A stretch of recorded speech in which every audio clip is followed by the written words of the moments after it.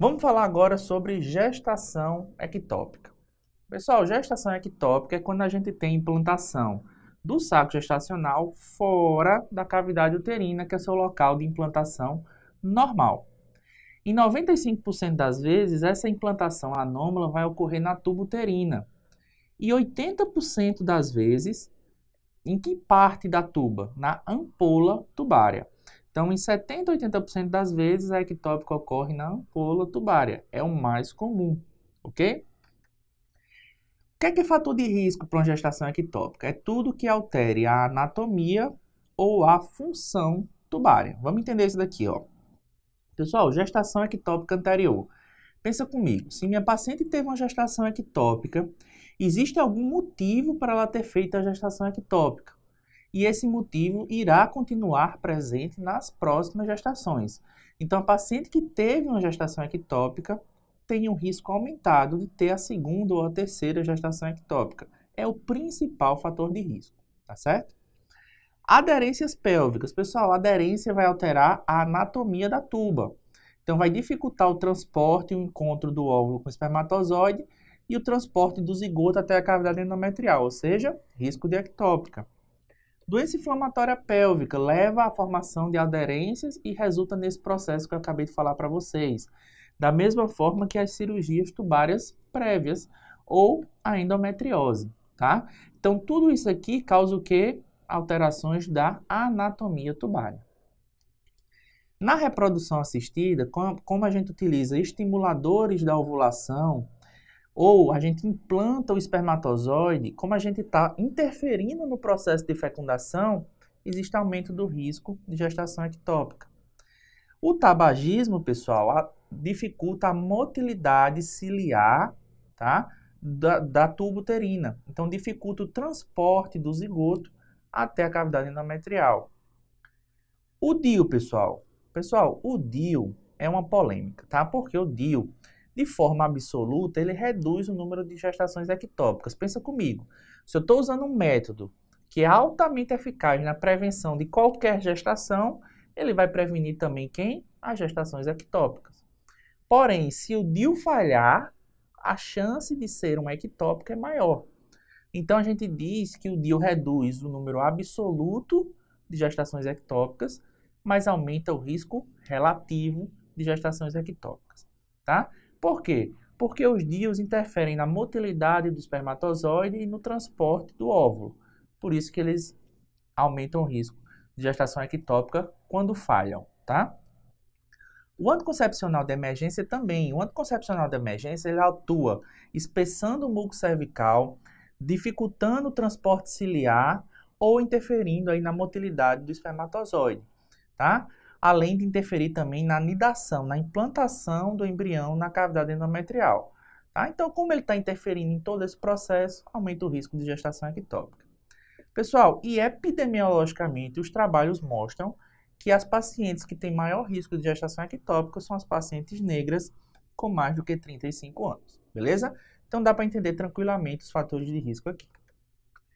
Qual é o quadro clínico de uma gestação ectópica? Pessoal, a gente vai pensar na ectópica quando a gente tem um sangramento da primeira metade da gestação, onde a dor predomina no quadro clínico. Então, apesar de entrar no diagnóstico diferencial dos sangramentos da primeira metade, o que chama atenção aqui é a dor, tá? Além disso, eu posso ter outras coisas associadas no exame físico, como uma massa anexial palpável, irritação peritoneal nos casos de ectópica rota, sinal de Prost, professor. O sinal de Prost é o quê? O sinal de Prost é quando você toca o fundo de saco da paciente, o fundo de saco, o peritônio do fundo de saco está irritado pela presença do sangue. Quando você toca, isso gera dor. A paciente grita de dor. É o chamado grito de Douglas. Ou dor escapular por irritação diafragmática devido à presença de sangue na cavidade abdominal, tá? Então, esses comemorativos do exame físico, eles aparecem mais nos casos de ectópica rota e a massa anexial palpável pode aparecer em qualquer caso, tá bom? Como é que a gente faz o diagnóstico? Pessoal, para a gente fazer um diagnóstico de uma gestação ectópica, a gente leva em consideração 3 itens. A clínica, que eu acabei de escrever para vocês, o valor do beta-HCG e a ultrassonografia. Então, pessoal, o beta-HCG ele tem um comportamento na gestação onde até por volta da 10ª semana ele duplica de valor a cada 48 horas. Então ele tem um crescimento exponencial até por volta da 10ª semana e a partir daí ele se mantém mais ou menos num platô até o final da gestação. Então, se a gente conhece essa elevação exponencial do beta-HCG, a gente imagina que se eu tenho uma gestação inicial, tá? E essa gestação inicial, o beta-HCG está duplicando a cada 48 horas, eu sei que é uma gestação normal. Agora, se essa minha gestação, o beta-HCG até cresce, mas cresce inferior ao que eu espero, aumenta a chance de ser uma gestação ectópica. Além disso, pessoal, existe um conceito que a gente precisa ter em mente, que é o conceito da janela discriminatória do beta-HCG. O que é isso? Pessoal, beta-HCG menor do que 1.000, 1.500, tá? O ultrassonografista pode não achar o saco gestacional por pura limitação do método, beleza? Então, a gente diz que está abaixo da janela do limite discriminatório do beta-HCG. Nesses casos, a gente tem que repetir o beta-HCG com 48 horas e a gente espera que ele cresça normalmente, duplique de valor. Se ele cresceu, mas cresceu abaixo desse valor, aumenta a minha chance de ter uma gestação ectópica. Agora, se ele caiu, provavelmente eu estou diante de um abortamento. Se ele duplicou a cada 48 horas, uma gestação normal. Então, quando o beta-HCG está abaixo do limite discriminatório, a sua evolução é que vai guiar o meu diagnóstico. Quando ele passar do limite discriminatório, aí o ultrassonografista tem condições de achar o saco gestacional para a gente, beleza? Pessoal, o que é que o ultrassom vai mostrar para a gente? Ó, em 25% dos casos, o ultrassom vai mostrar para a gente o saco gestacional no anexo. Como é que a gente identifica o saco gestacional? Então, perceba aqui, ó, pessoal. A gente tem aqui o ovário, tá? E vizinho ao ovário eu tenho essa imagem anecoide, tá? Regular, que é o saco gestacional, envolto por esse halo mais hiperecogênico, que é o chamado anel tubário, tá? Então, essa é a imagem típica da gestação ectópica, beleza? Vamos aqui de novo, ó. Preste atenção, eu tenho aqui o útero, tá? Aqui eu tenho a linha endometrial, aqui eu tenho sangue, ó, líquido livre na cavidade, e aqui eu tenho a imagem do anel tubário com o saco gestacional e um embriãozinho aqui no meio, beleza? Então, essa é a imagem típica da gestação ectópica. O que mais que pode aparecer? A gente pode ter a presença do chamado pseudo-saco gestacional. Pessoal, como a gestação existe, apesar de estar ectópica, o trofoblasto está se proliferando, está produzindo beta-HCG, está mantendo o corpo lúteo funcionando. Então, o endométrio da minha paciente se prepara para receber a gestação. Então, observa aqui, ó, eu tenho a linha endometrial espessada e no centro eu tenho um acúmulo de líquido anecoico que pode simular o saco gestacional. Isso é o chamado pseudo-saco gestacional. É uma reação endometrial à presença do beta-HCG. Normalmente, o saco gestacional ele vai implantar na parede uterina, tá? E não no meio do endométrio, tá? No meio da cavidade endometrial. Então, essa é a dica para a gente diferenciar o pseudo-saco do saco gestacional normal, tá certo? Outra coisa que pode ajudar a gente é o Doppler. Pessoal, no anel tubário a gente tem um alto fluxo sanguíneo, tá? Por quê? Porque aquele é um trofoblasto, é um tecido de alta multiplicação, muito vascularizado. Então, a presença do Doppler, o chamado anel de fogo, né, é outra dica que a gente utiliza no diagnóstico ultrassonográfico da gestação ectópica. Como é que a gente trata, pessoal? No tratamento da gestação ectópica, eu tenho 3 grandes grupos, beleza? O primeiro deles é o tratamento expectante.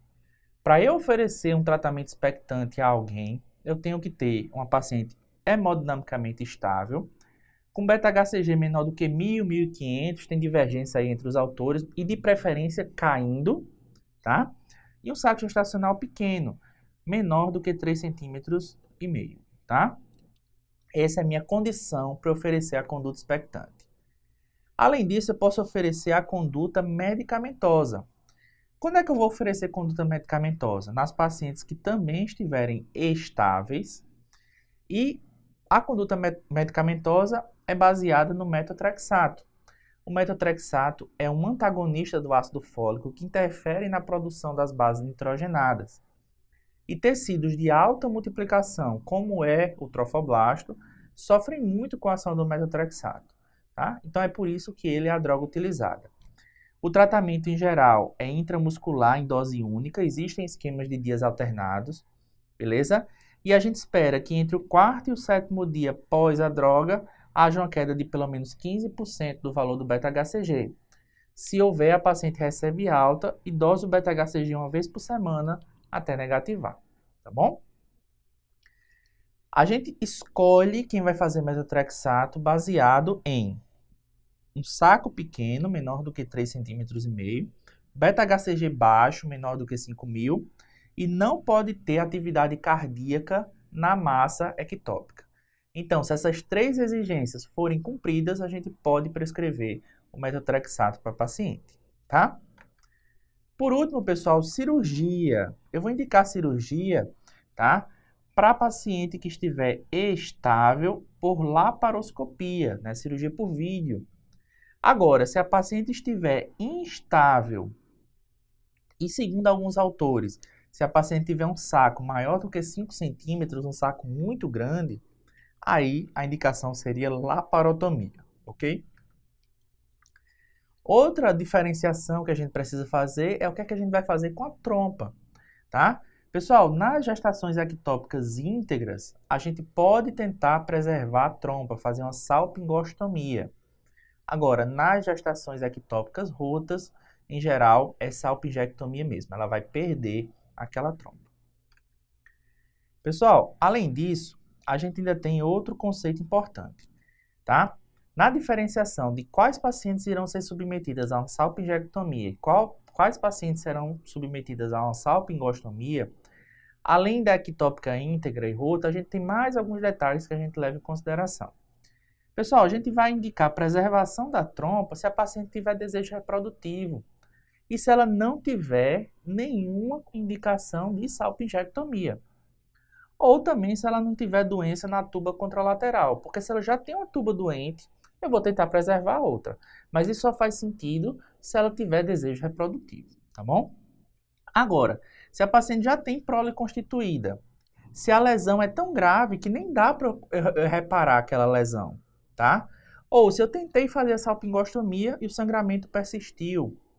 Ou se a gente preservou na ectópica anterior, ela fez uma nova ectópica na mesma trompa, a gente vai tirar essa trompa. E eu já falei para vocês que betas acima de 5.000, o prognóstico é ruim, a gente deve também fazer a salpingectomia.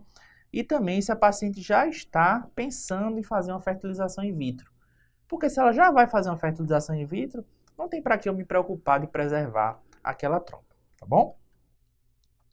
Então vamos fechar esse raciocínio aqui para ficar claro. Sua paciente chegou com ectópica. Se a paciente está instável ou tem sinais de abdômen agudo hemorrágico, você vai indicar para ela uma laparotomia exploradora, de preferência a céu aberto. Se você for um laparoscopista muito experiente, você também pode fazer por laparoscopia. Mas a indicação aqui é laparotomia, tá bom? Se ela não está instável, vamos ver o tamanho da massa. Se a massa for grande, mais do que 3,5 cm, também indica cirurgia, e a preferência aqui é a laparoscopia. Se a massa é pequena, a gente vai para o valor do beta. Beta-HCG muito alto, má resposta, indica cirurgia também. Beta-HCG muito baixinho, de preferência caindo, com embrião morto, conduta expectante. E se o beta-HCG for intermediário, entre 1.500 e 5.000, aí entra o metotrexato, beleza? Esse algoritmo é o que vocês precisam lembrar lá no seu pronto-socorro. E aí, gostou desse conteúdo? No Med Club Prime você encontra essa aula completa e tem acesso a diversas outras, que irão dar aquele up na sua prática médica. Assim agora, vem ser Med Cluber!